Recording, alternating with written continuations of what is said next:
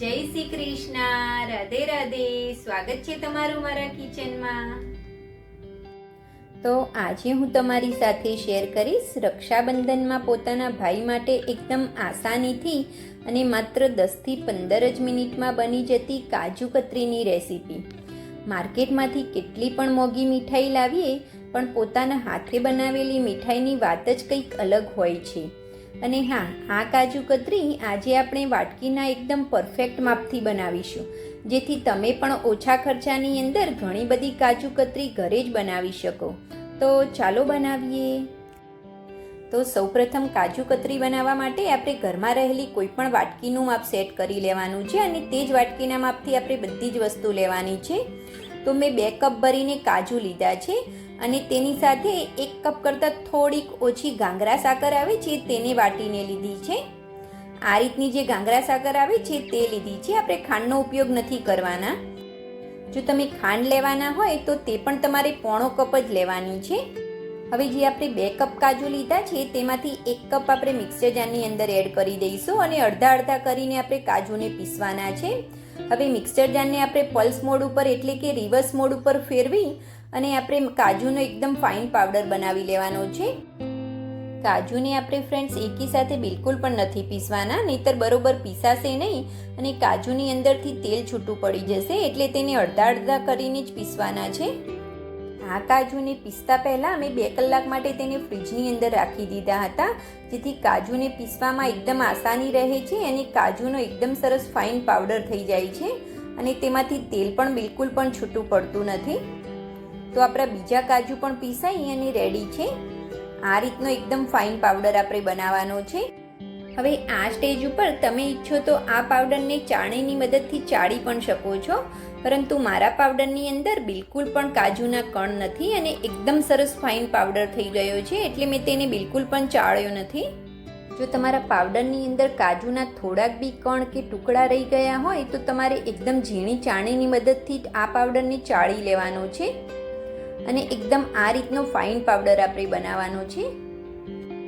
હવે કાજુ કતરીની ચાસણી બનાવવા માટે મેં એક નોનસ્ટિકનું પેન લીધું છે. તેની અંદર આપણે પોણો કપ જેવી સાકર લીધી હતી તે અંદર એડ કરી દઈશું અને તેની સાથે આપણે અડધો કપ જેવું પાણી એડ કરવાનું છે, અથવા તો સાકર ડૂબે તેટલું પાણી એડ કરવાનું છે. હવે ગેસ ચાલુ કરી સૌપ્રથમ તો સ્લો ગેસ ઉપર આપણે આ બધી સાકરને ઓગાળી લેવાની છે. સાકર આપણી ઓગળી જાય પછી જ ગેસની ફ્લેમને આપણે હાઈ કરવાની છે. હવે હાઈ ગેસની ફ્લેમ ઉપર આપણે 1 તારની ચાસણી બનાવવાની છે. તો હવે 5 જ મિનિટની અંદર આપણી ચાસણી થોડીક થીક અને ચીપચીપી થવા લાગી છે, તો તેને આપણે ચેક કરી લઈશું. આ રીતે ચમચા ઉપર થોડુંક મિક્સચર લઈશું અને આ રીતે ચેક કરી લઈશું. તો હજુ 1 તાર નથી થતો, હજુ અડધો જ તાર થાય છે, તો તેને હજુ આપણે 2 થી 3 મિનિટ સુધી ચાસણીને થવા દઈશું. આ રીતે હલાવતા જઈશું અને ચાસણીને થવા દઈશું. હવે ફરીથી 2 થી 3 મિનિટની અંદર ચાસણી આપણી થોડીક વધારે થીક થઈ છે, તો તેને ફરીથી આપણે ચેક કરી લઈશું.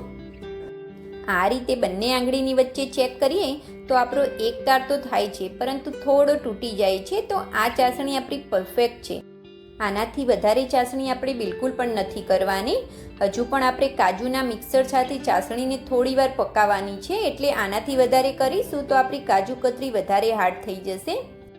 હવે તેની અંદર જે આપણે કાજુનો પાવડર બનાવીને રાખ્યો તો તે અંદર એડ કરી દઈશું અને તેને બરોબર ચાસણી સાથે આપણે મિક્સ કરી લેવાનો છે. આ રીતે બરોબર હલાવી અને ચાસણી અને પાવડરને એકદમ સરસ મિક્સ કરી લઈશું. તો હવે આપણું કાજુનો પાવડર અને ચાસણી એકદમ સરસ મિક્સ થઈ ગઈ છે. હજુ પણ તેને આ રીતે કન્ટિન્યુ હલાવતા રહીશું અને 5 મિનિટ સુધી તેને થવા દઈશું, જેથી આપણું કાજુનું મિક્સચર પેનને છોડવા લાગશે. આ રીતે મિક્સચર થોડુંક ડ્રાય થાય એટલે તેની અંદર એક મોટી ચમચી ભરીને આપણે ઘી એડ કરી દેવાનું છે. ઘી એડ કરવાથી કાજુ કતરી આપણી બન્યા પછી ડ્રાય બિલકુલ પણ નહીં લાગે અને એકદમ શાઇની બનીને તૈયાર થશે અને મોઢામાં જ મૂકતા ઓગળી જાય એટલી સોફ્ટ બનીને તૈયાર થશે. હવે ફરીથી આપણે તેને બરોબર મિક્સ કરી લઈશું. હવે આપણું મિક્સચર એકદમ ડ્રાય થવા આવ્યું છે અને તે પેનને પણ છોડવા લાગ્યું છે. આ રીતે એકદમ ડ્રાય થાય ત્યાં સુધી તેને થવા દેવાનું છે. હવે આ મિક્સચરને આપણે ચેક કરી લઈશું કે મિક્સચર આપણું પરફેક્ટ બન્યું છે કે નહીં. તો તેની માટે આપણે એક થોડુંક મિક્સચર એક પ્લેટની અંદર લઈ લઈશું અને તેને 2 મિનિટ માટે ઠંડુ થવા દઈશું. ત્યાં સુધી આપણે કન્ટિન્યુ આ મિક્સચરને હલાવતા રહેવાનું છે, જેથી મિક્સચર આપણું તળિયે બિલકુલ પણ ચોંટે નહીં. હવે જે મિક્સચર રાખ્યું હતું તે થોડુંક ઠંડુ થઈ ગયું છે. તેને આ રીતે ચેક કરીએ તો તેનો બોલ્સ બને છે, મીન્સ કે આપણું કાજુ કતરી માટેનું મિક્સચર એકદમ પરફેક્ટ બન્યું છે. આ રીતનો બોલ્સ બને તો આપણું મિક્સચર એકદમ પરફેક્ટ બન્યું કહેવાય. જો તમારે આ રીતનો બોલ્સ ના બનતો હોય તો તમારે 2 મિનિટ માટે વધુ મિક્સચરને થવા દેવાનું છે. હવે ગેસ બંધ કરી આ મિક્સચરને આપણે તરત જ ઘી લગાવેલા બટર પેપર ઉપર લઈ લઈશું. તો મેં ઓલરેડી ઘી લગાવી અને બટર પેપરને રેડી કરી દીધું હતું. હવે મિક્સચરને આપણે આ રીતે બરોબર એકદમ મસળી અને સ્મૂથ કરી લેવાનું છે. જો તમારી જોડે બટર પેપર ના હોય તો તમારે જાડી પ્લાસ્ટિકની શીટનો યુઝ કરવાનો છે. પતલી હોય એવી બિલકુલ પણ નથી લેવાની, નહીં તો મિક્સચર આપણું તેની ઉપર ચીપકી જશે. એટલે તેની ઉપર પણ તમારે ઘી લગાવી અને આ રીતે મિક્સચરને મસળી અને એકદમ સ્મૂથ કરી લેવાનું છે. આ સ્ટેજ ઉપર તમને એવું લાગે કે મિક્સચર આપણું બટર પેપર ઉપર ચીપકે છે અથવા તો પ્લાસ્ટિકની શીટ ઉપર ચીપકે છે તો તમારે થોડું ઘી એડ કરી દેવાનું, જેથી મિક્સચર આપણું બિલકુલ પણ ચીપકશે નહીં.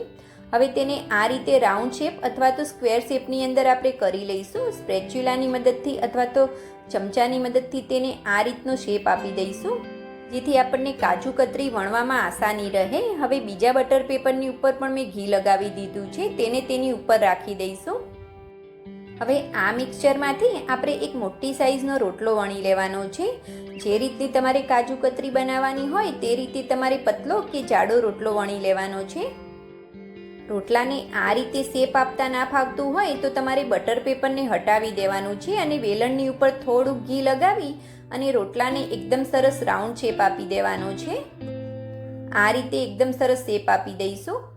તો આપણો કાજુ કતરી માટેનો એકદમ સરસ શેપમાં રોટલો વણાઈ ગયો છે.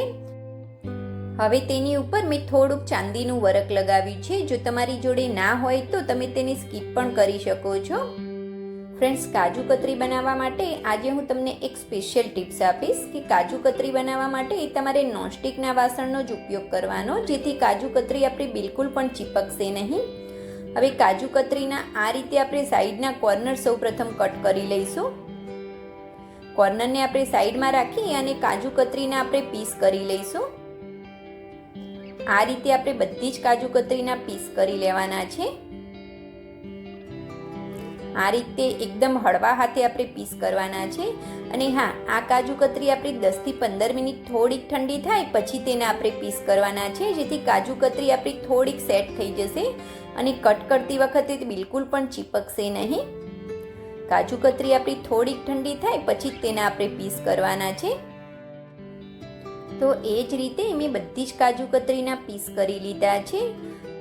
તો માત્ર 2 કપ અથવા તો 200 ગ્રામ કાજુમાંથી આપણી 600 થી 700 ગ્રામ જેવી કાજુ કતરી ઘરે જ બનીને તૈયાર છે. તો મોઢામાં જ મૂકતા ઓગળી જાય એવી આપણી સરસ મજાની કાજુ કતરી બનીને તૈયાર છે. તમે પણ મારી આ રીતથી કાજુ કતરી બનાવી અને ચોક્કસથી ટ્રાય કરજો ફ્રેન્ડ્સ. ખૂબ જ સરસ મજાની આપણી કાજુ કતરી ઘરે જ બને છે.